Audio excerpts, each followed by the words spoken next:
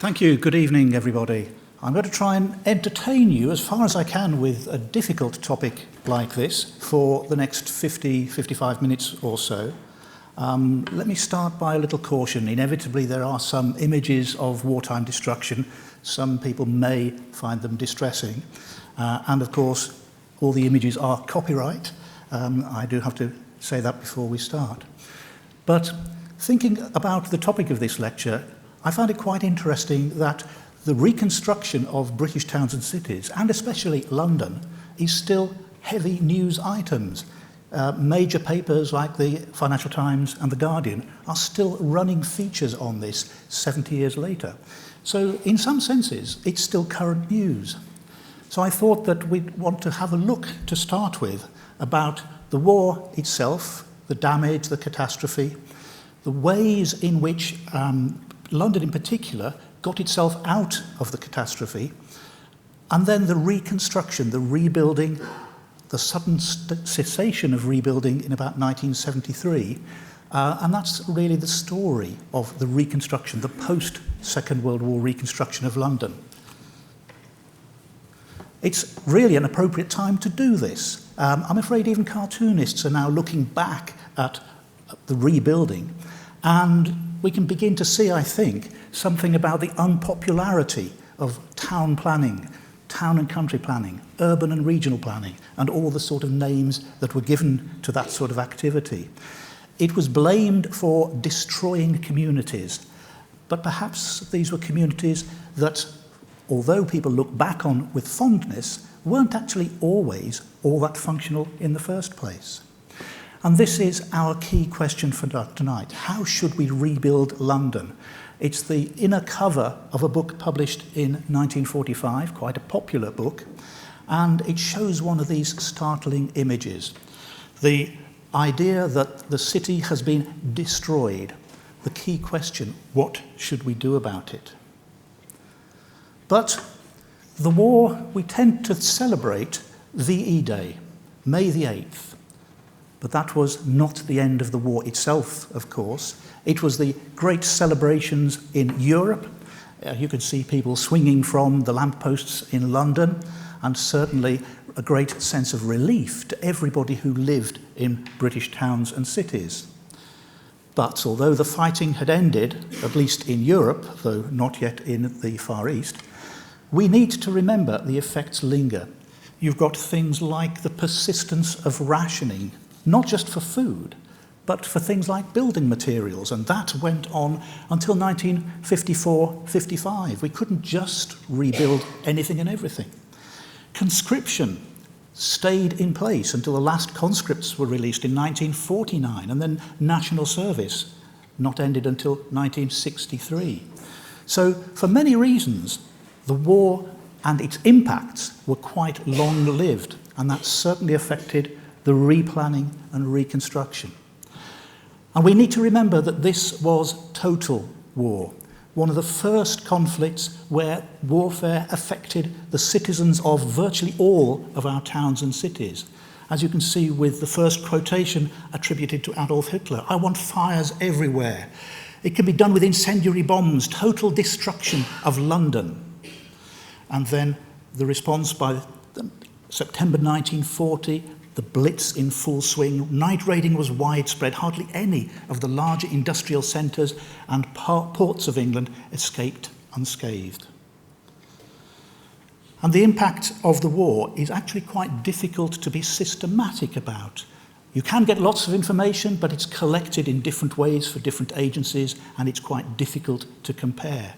So if we look at this table, just at the main London Blitz, where London, the County of London, received over 18,000 tons of high explosive bombs, 71 major air raids defined as having over 100 German aircraft.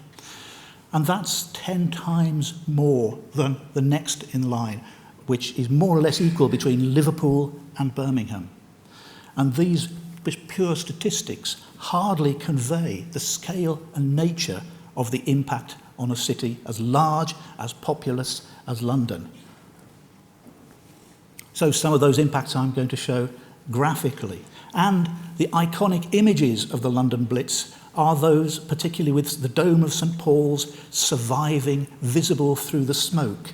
Apparently, a Daily Mail photographer was taking a whole series of shots that night, and one of them just happened to be taken at the right time with the cathedral looming through the smoke, and it's that photograph and other artistic representations that we see reproduced so many times, even 70 years later. I do want us to remember, though, that it's not just the impact on the UK and on London. The impact of war was catastrophic, calamitous in every country that goes through a warfare. So you can see here Britain compared to Italy, Germany, Japan. Britain suffered over 60,000 civilian deaths. Japan suffered over 900,000. I'm just putting that sort of thing in perspective. I've done talks like this at a number of towns and cities across Britain, and occasionally said, well, I'm afraid your town wasn't all that badly bombed, and it usually causes chaos in the audience, as one small air raid is locally a catastrophe, but in the bigger picture of things, perhaps not so. So I'm courting disaster by saying here, compare the position of Britain with other countries. And you can see the visual effects of warfare in Nuremberg, with firebombs in Tokyo, with the ground warfare in Monte Cassino in Italy. And of course, the calamitous nuclear bomb damage in Hiroshima and Nagasaki. In London, we've got a lot of information, air raid precaution reports, and maps such as the ones that you see here. These were recently republished by the London Topographical Society, and everything that you see in purple is labelled completely destroyed. The red, partially, and so on. So this was massive destruction. I'm afraid my little red dot has slipped a bit to the south, where a fraction north of that, but you can see the sort of devastation just a few hundred yards from here, and particularly just to your right, the destruction along New Fetter Lane, the heart of the British publishing industry. And in one night, in one air raid, most of the paper reserves of the British publishing industry went up in flames. Not just the paper, of course, it's all the things associated with that, part of the culture of those big publishing companies, some of which never really recovered from that sort of catastrophe.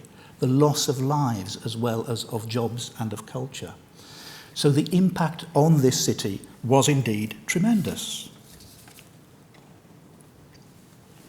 Of course, and thinking about the most recent lecture in this series, the comparisons with the Great Fire of 1666 are very, very common.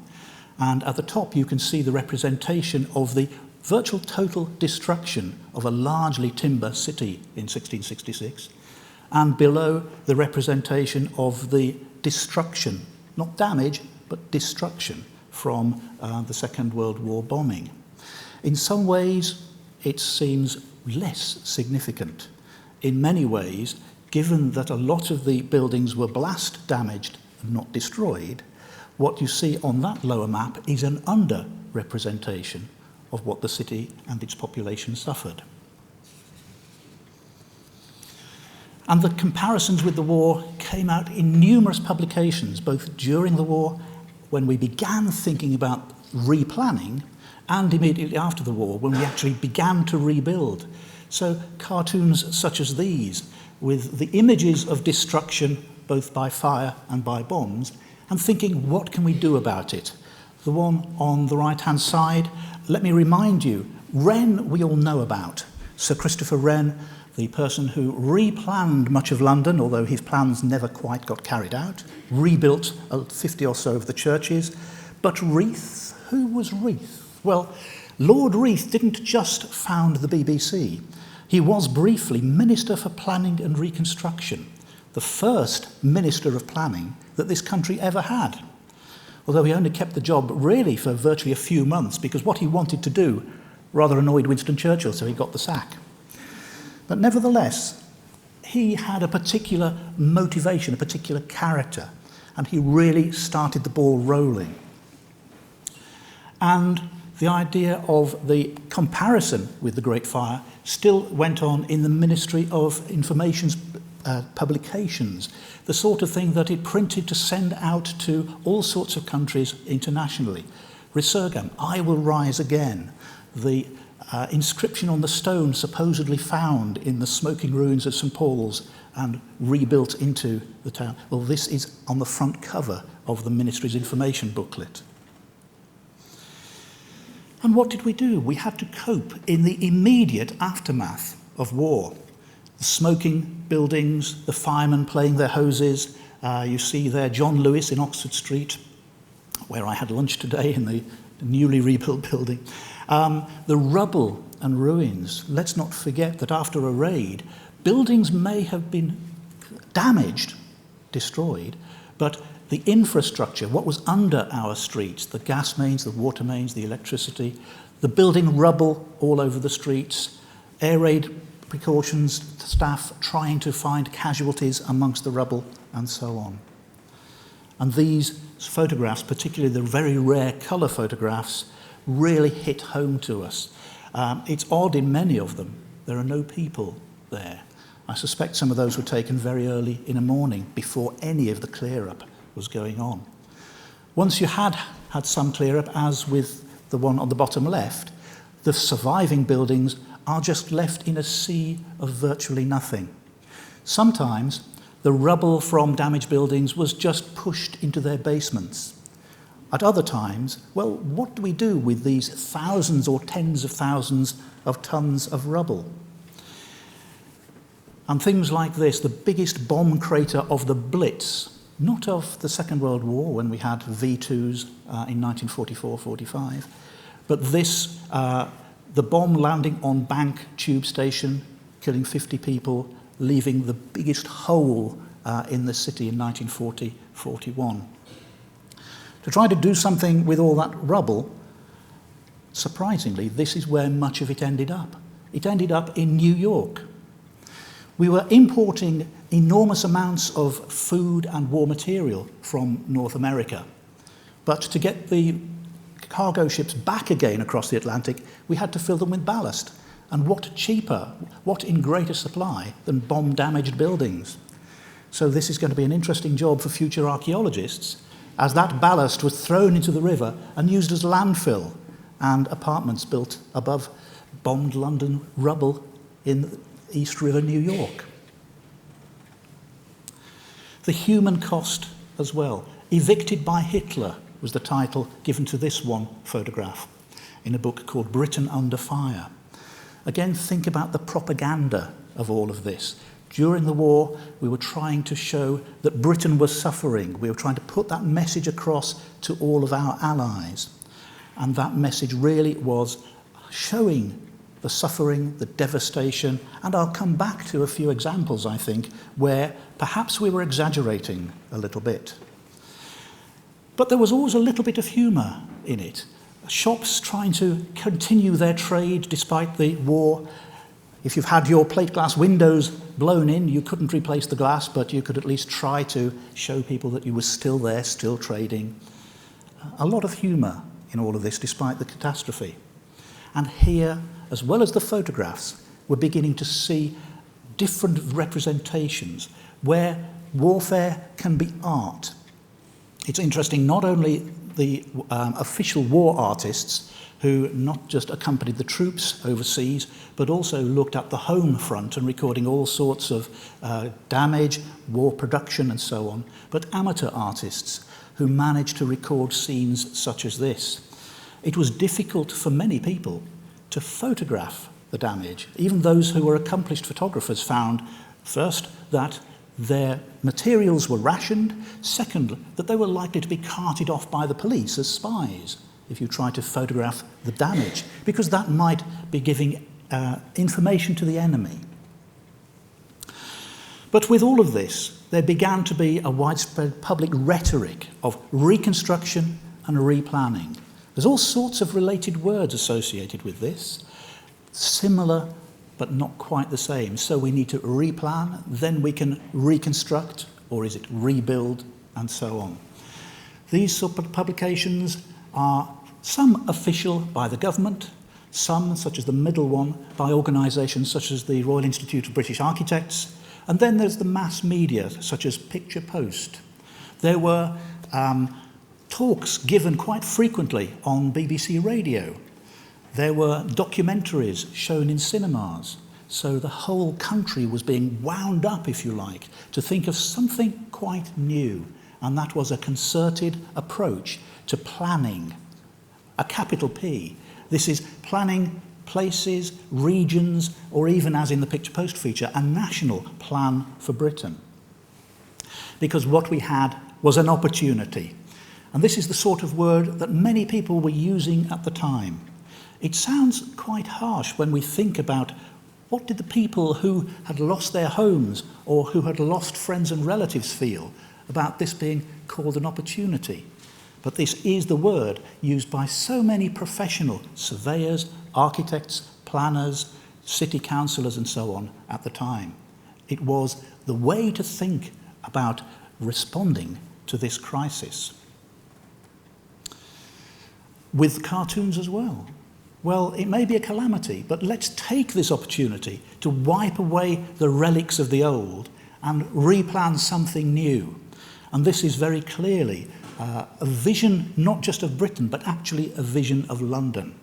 It's quite recognisable given what planners were beginning to think about, just as Wren and his compatriots were, in terms of restructuring the road networks, of building ring roads, large roundabouts, traffic infrastructure, the sort of things that all of these reconstruction plans began to think about. And I'll show you some more detailed examples in a little while. But bear with me for about 2 minutes. The catastrophe of war wasn't the origin of planning in any sort of way. We had a massive heritage, if that's not too blunt a word, of slum housing. We had hundreds of thousands of slum houses, the inheritance of the great growth of cities during the Industrial Revolution. Blind backs, back-to-backs, courtyard houses, most of which had virtually no sanitation, no running water. Something had to be done. Responses included town planning schemes.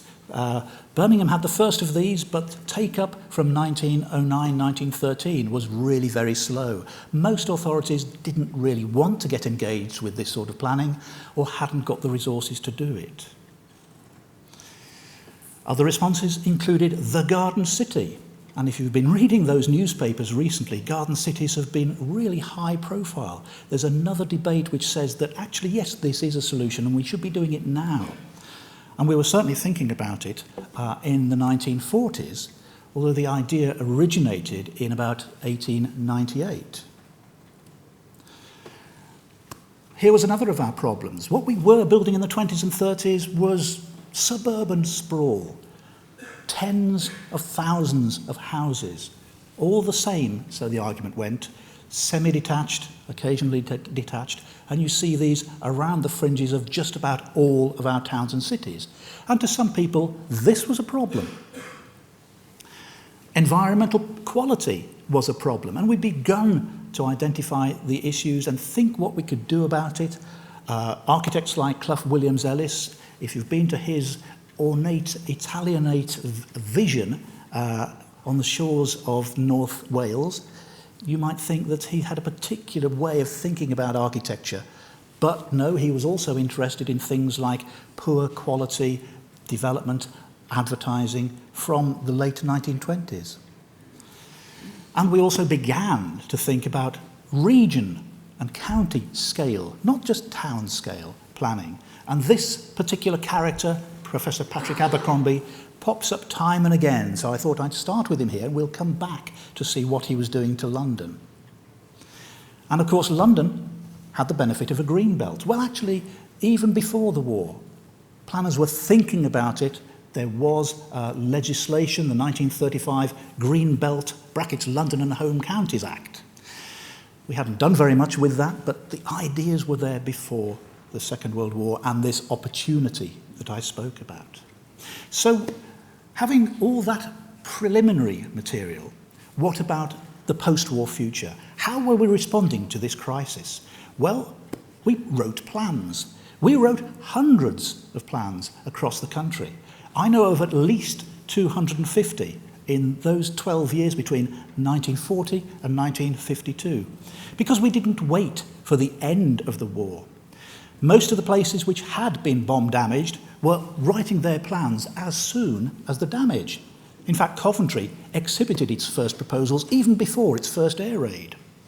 And then towns and cities like Warwick, which hadn't really been bombed, thought they'd jump on that bandwagon because they were afraid of being overtaken by the competitors who had been bombed and were replanning and were going to build their way out of a crisis. Most of those plans focus on town centres, and they were doing things like, let's rebuild a civic centre. And the response to most of these plans was pretty negative because people didn't want civic centres, they wanted more and better houses. So you began to see quite a lot of problems in this plan-making process. And we see the same sort of problems, but on a different scale, in London. So who was writing all of these plans? We usually talk about a particular author for many of these plans. I've shown you one, Patrick Abercrombie.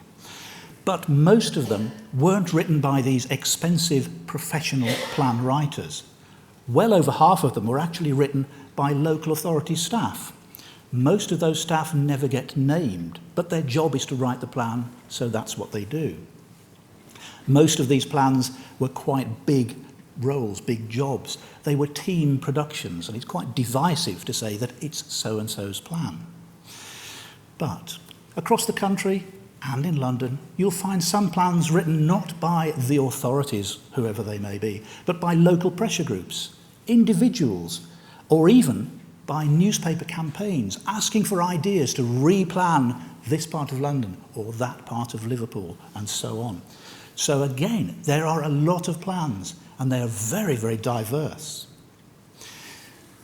Just a few names here, just to show the sort of things that are going on. The name at the top is indeed Professor Sir Patrick Abercrombie, although he didn't become Sir until 1947 when he'd written the plans.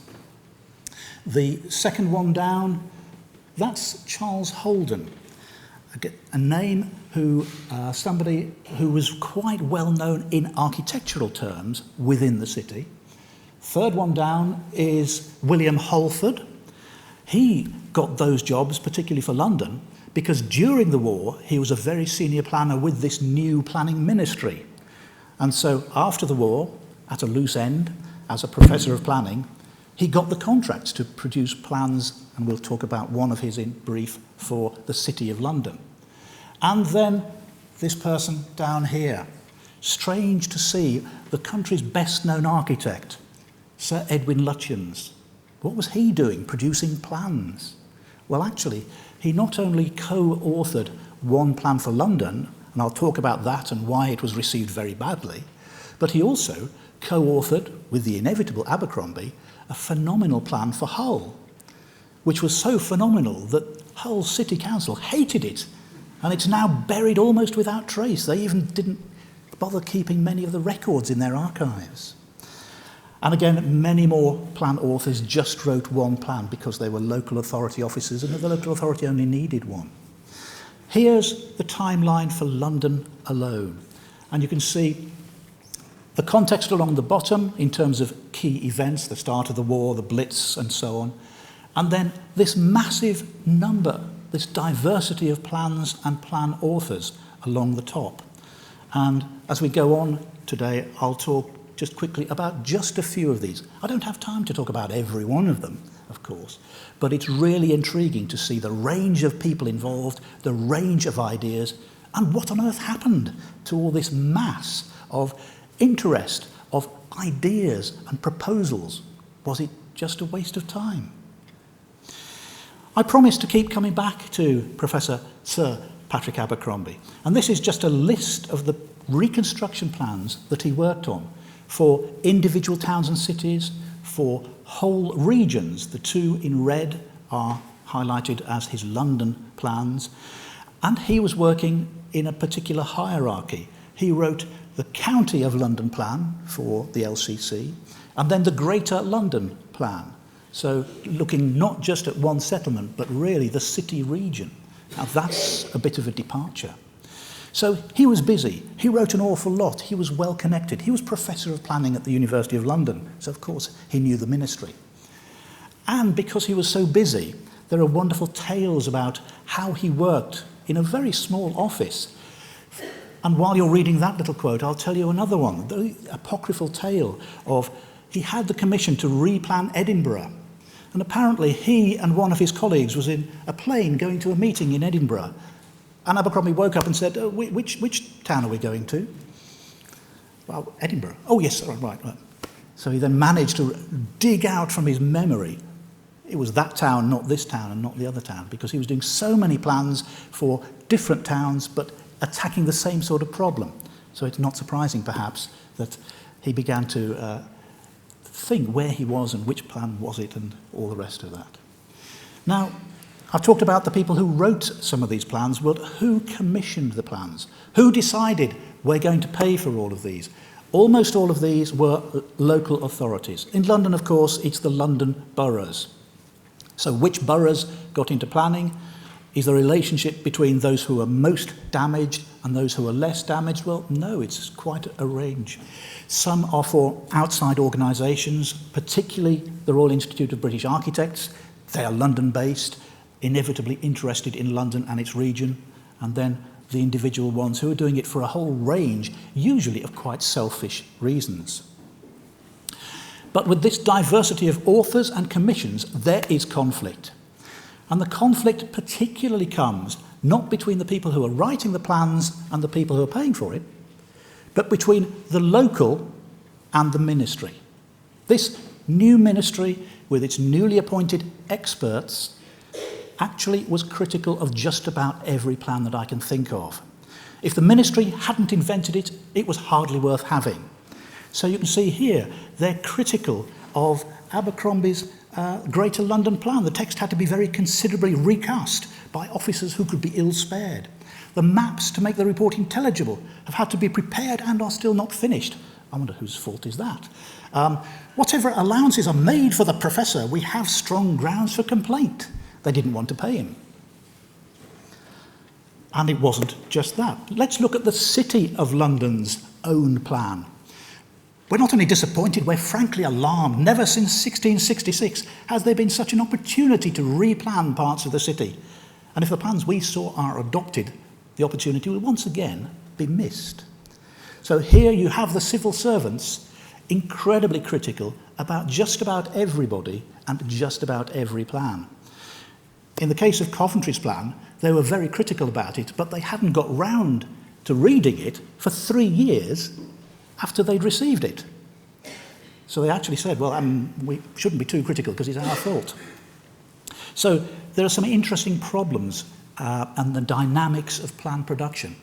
It's not all plain sailing. There are many, many conflicts in how we thought about the plans. And I mentioned paying for it. We don't have a lot of information about this. The facts are quite difficult to tease out of many local authorities' documentation, a lot of which hasn't survived very well. And all I can show you here is a comparison across the UK, but the City of Westminster's plan, in 1943, cost £1,575. And if you look at that for the regional plan, next one down for the Clyde Valley, £5,000. Let me put that in context. If you could get one just after the Second World War, a family-sized car probably cost £200, £250. So I tried to ratchet this up just with the government's inflation index. The City of Westminster plan would cost £46,500. No, come on, it's going to have cost a lot more if we were going to do that today. You'd be talking hundreds of thousands. But nevertheless, what I want to show here is that the replanning was actually an expensive thing to do, especially for the smaller boroughs with relatively low rate income. So, most of the plans were written by men, well-established, professional, well-educated, articulate, middle-class establishment figures. Very, very little input from women. The production of plans was expensive, but some small places decided we've got to have a plan, we can't be left behind. And the histories of planning have largely tended to focus on the great plans of the great planners, Abercrombie's series, for example.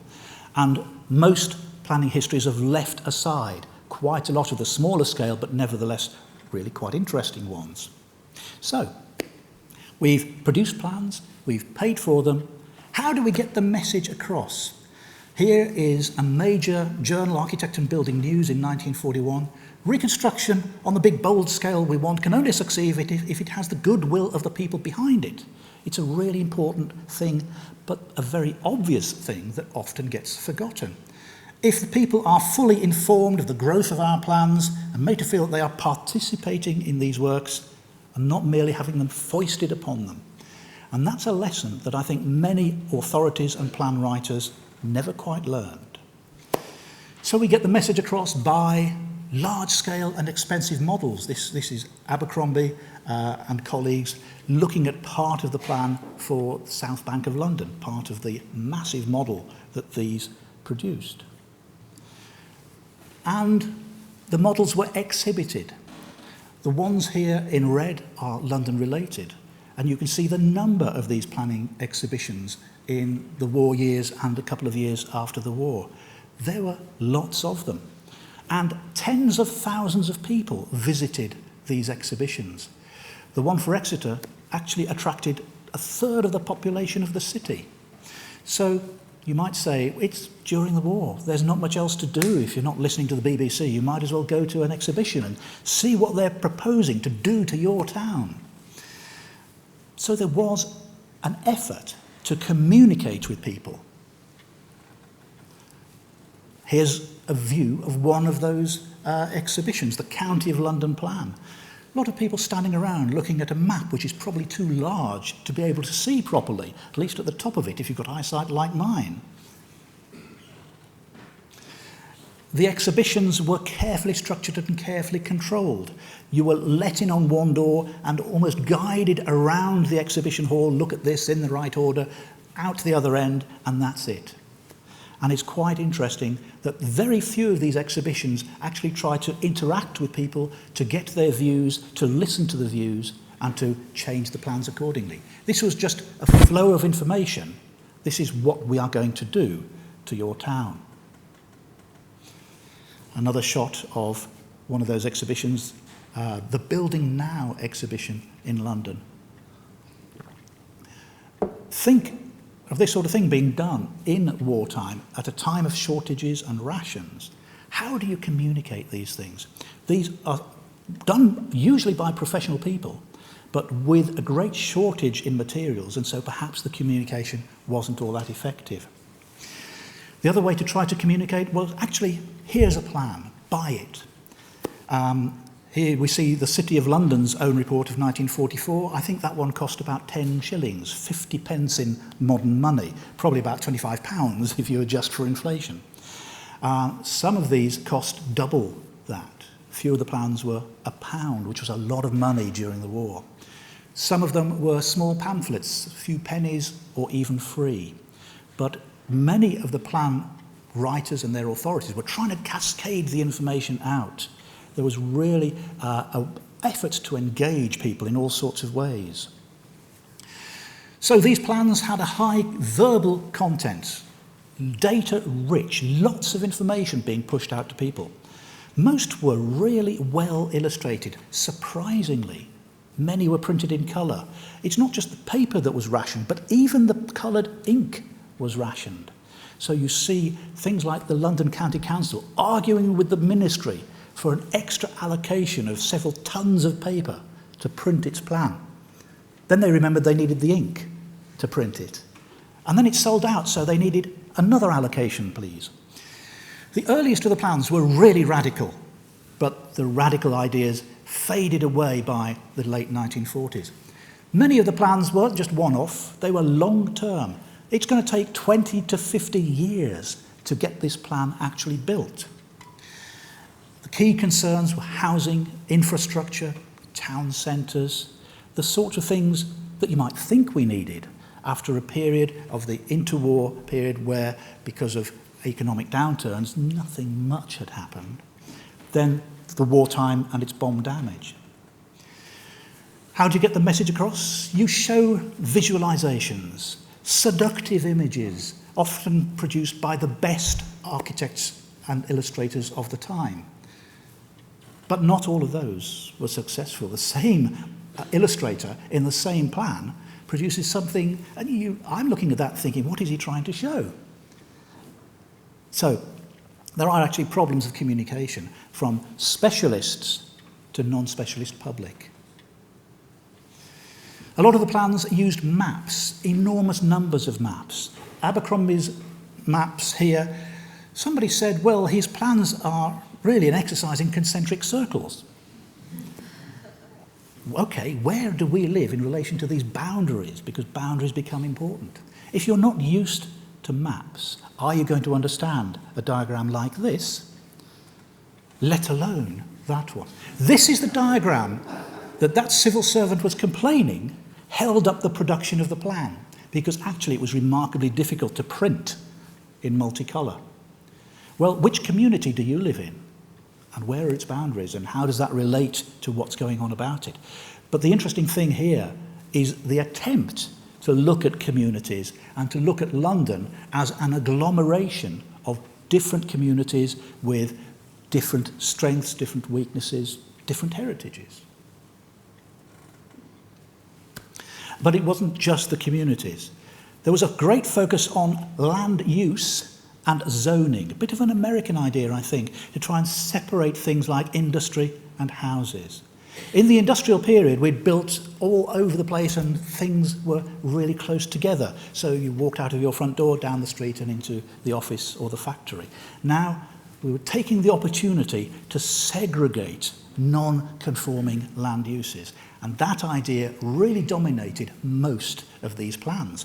But if we were to do that, of course we were going to have to demolish an awful lot that the war had left. Otherwise, how are you going to segregate these land uses?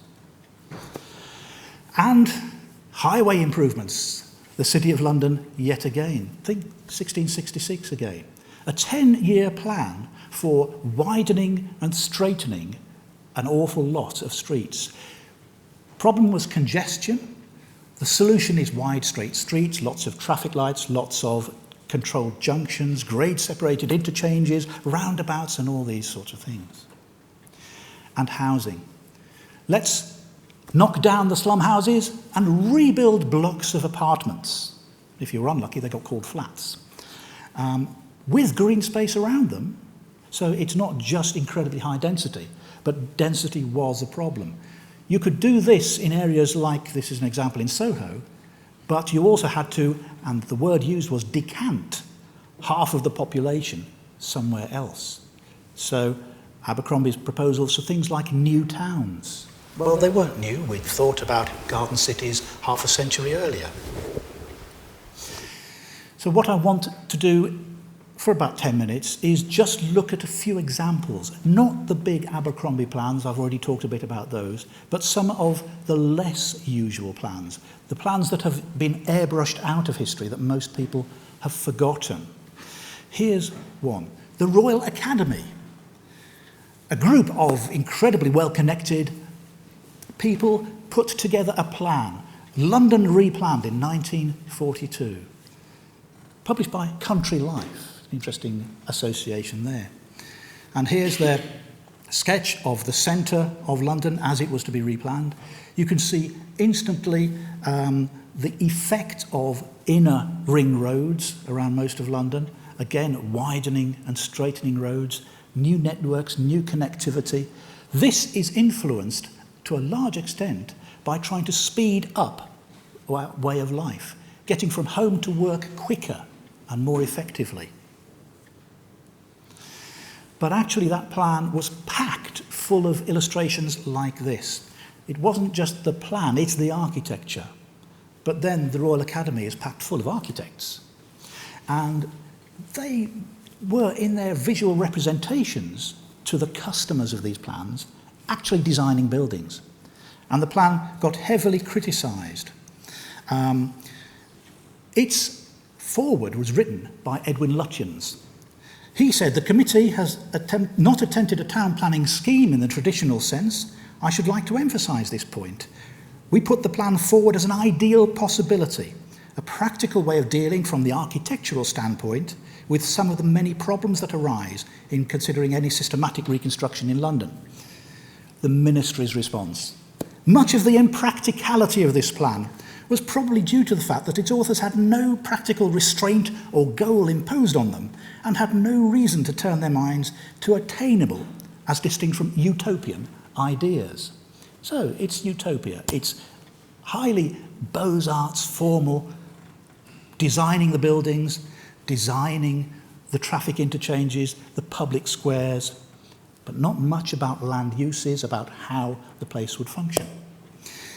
Then we have a plan for Greater London by the London Regional Reconstruction Committee of the Royal Institute of British Architects.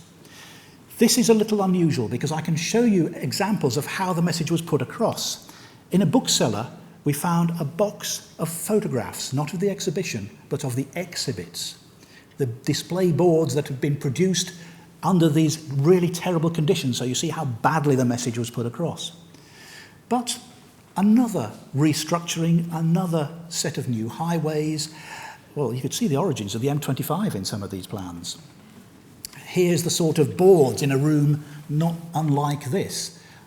Handwritten, stenciled. So a very difficult message to get across.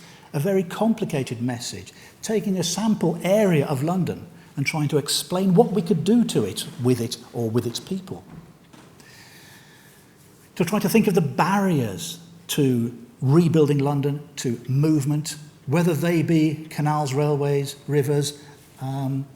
Rather nice idea that they're all bottlenecks, so somebody's been drawing bottles around that diagram.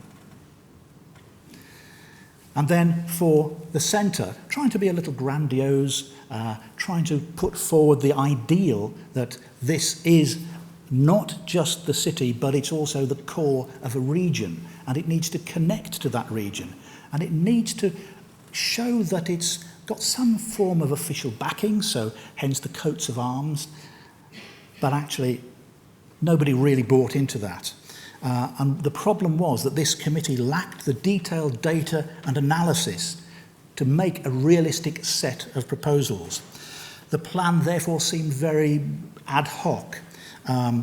It was a very small format booklet accompanying the exhibition. It was very short, and you've seen how crudely drawn these representations were. Many of the proposals were criticised as vague and undeveloped, but the big problem was this came out in 1943 when Abercrombie was going ahead at full speed with his officially backed plans. And they wanted a new London airport, and this is where it was going to be, just north of Docklands. And okay, even a 4-engine passenger aircraft was quite small. It would only carry about 20 people. But it's an interesting place to put a major airport at that time. Think of the flight lines, but now we've got 747s coming over the heart of the city. So maybe it wasn't that bad an idea after all. The Royal Academy came back and they had another go in 1944. Lutyens wasn't really involved. He was dying of lung cancer. They made a lot of attempts to try to address the criticisms of the report. Less apparent design of buildings, and instead you've got boxes rather than completely detailed buildings, but still a very formal, building-driven approach. Interesting and fun, but building-driven. Much more emphasis on road, rail and river was its title, on communication, on getting around the city. All these, again, seductive, well, I'm not sure they're that seductive if all you can see is roads and highway exchanges. And here's another intriguing one. 2 individual architects called Lindy and Lewis produced a plan, an unofficial plan. It just popped up in various of the architectural magazines of the day in 1944. It shows no real hard evidence base, no factual survey, no technical research. And therefore it's incredibly vague in terms of building use, building heights, the mass of buildings, and all that sort of thing that people like Abercrombie were so exercised by. They needed this data to get the plan workable. And it was criticised by just about everybody who read the plan as being impracticable. It's never going to work. It doesn't deal with what was left after the war. It was just a sweeping away. And one of the problems was, I think, that here are two, from what we can gather, young architects trying to make a name, trying to look forward to gathering commissions after the war. What do? Let's replan London. And I think it rather backfired. But it's yet another plan, yet another confusion. Here's a commentary on it. A planning doodle presented in an elaborate form. Authors cannot protest that it's merely an amateur spare time effort. They must expect to be judged by the severe standards of the magnitude of the problem of replanning the City of London, and they didn't live up to it. If you're going to have a go, you need to have a good go with a background of real information and practicality. Another such proposal, out of thin air, we don't even know who this chap Bailey was. We think that it's the Mr. Bailey known to be employed by the London Regional Office of the Ministry of Home Security, of all things. In 1943 produces this plan. The Ministry of Planning had a look at it and responded that in parts they're really quite amateurish and mistaken, but these proposals had more vision than those produced by the city's own engineer. I told you the ministry was up and down with people. So there's a lot of plans, different sorts of plans, different focuses, enormous amount of effort put into them. Even at the time, people were trying to compare the plans and find out, well, which are going to work and which are impracticable. But the problem was there were so many plans, most people were confused. I think that's a big message from this period. So I was going to show you a few examples of bombed churches, but I'm conscious that time is ticking. So let me go through fairly quickly just one little small-scale example, because we're surrounded by these things. Many of the churches by Wren and others were bombed. Some of those were destroyed, some were rebuilt, some were left as ruins, and some sites were sold for commercial development. And this was the feeling at the time, the model, just showing those churches in what was a tabula rasa, a really demolished and replanned area. But what do you do with the ruins? Here is where I think propaganda comes into this. To try to maximise the impact on the city, almost all of these churches were described as completely destroyed. They may have been burnt out, but there's so much of the structure surviving that, frankly, most competent architects could have done a good restoration of them if they'd wanted. But the population of London was decreasing. The Church of England and the Bishop of London, who then shortly became Archbishop, felt that he had to get rid of some of this surplus sites. And it's that political decisions by the Church of England that shaped which of those churches were going to stay and be restored and which were going to go. But there were lots of ideas that actually we should keep some of these as ruins, as memorials, campaigns such as these two here by journals like the Architectural Review. And the ministries were getting involved yet again. Here's the Ministry of Works looking at St Swithin's Tower. It's all very well, but it's all right for the Church of England to have the best of this world and the next, and to turn the House of God into a dry goods store. This view does not perhaps represent a common viewpoint. It's great when you're getting into the actual records of what these civil servants were saying. I'm rather intrigued whether they thought these would ever be available for public consumption. Here's one example, All Hallows Barking by the Tower, bombed, temporary uses as a garden, open-air services, and then rebuilt with, if I remember rightly, a concrete roof designed to look as though it's a timber roof. But we didn't have the timber, there was shortages, so a lot of these rebuildings wouldn't have been done today in anything like that sort of way. They were done pushed by the shortages and the ideas of the time.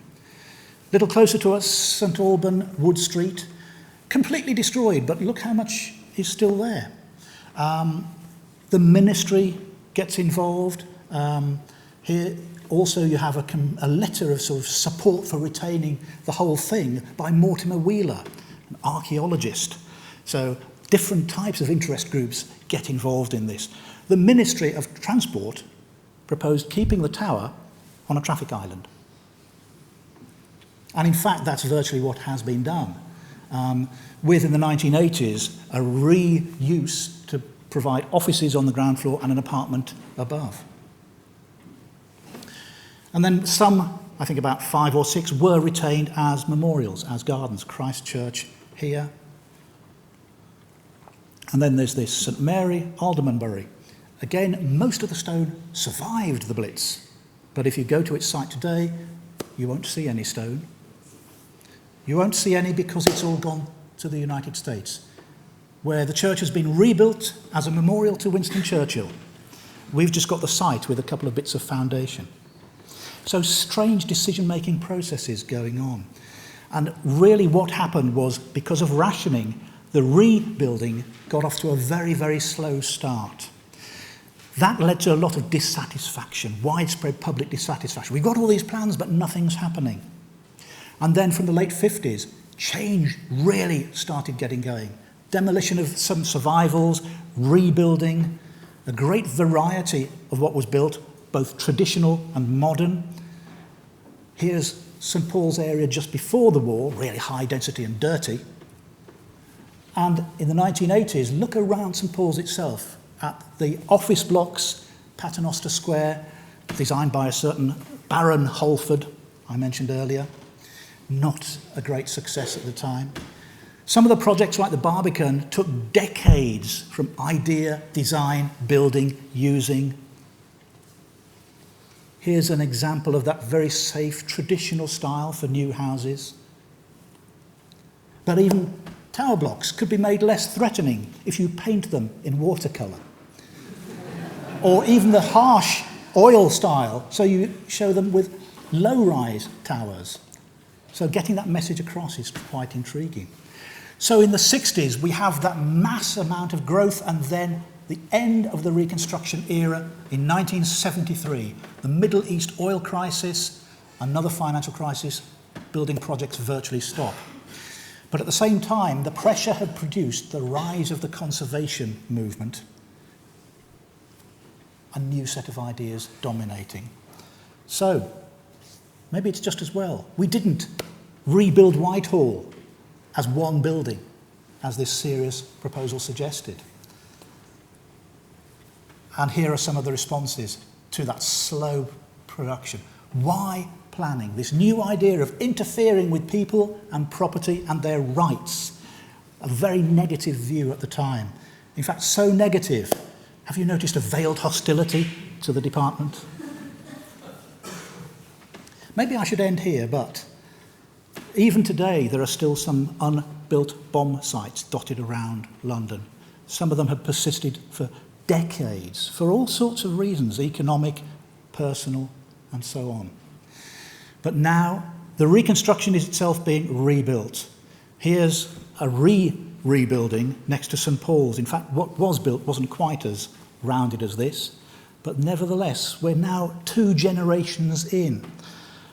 Our massive investment in the post-war reconstruction is itself being rebuilt.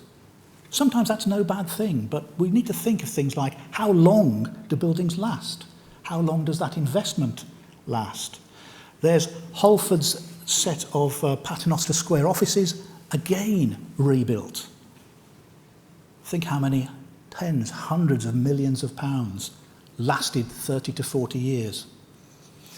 So, quick conclusion, what happened? Loads of plans were produced, public expectations rose, but nothing really got delivered for a decade or so. The problem of that multiplicity of plans, some were very complex and not easy to understand, particularly for public, let alone professionals. The idea that we had a nesting of plans, from the tiniest local plans through to the City of London, the county, the region, and the way those interlinked was new. but the perception of reconstruction being building and infrastructure driven, because that's what people saw being built. They didn't see how it all hung together. And then the persistence of the plan. Even though lots of subsequent plans had happened, this idea of a 50-year plan. Well, things get changed, things don't get built, things get rebuilt. The persistence of bomb sites, even in the core of London. It gives us a sort of heritage of bomb damage. And then the change over to conservation, the continuing intense development pressure in London, particularly in the city. It's a capital city. We're redeveloping the reconstruction. So, with all of that, here's a cartoon at the time which says it all. Thank you for your attention.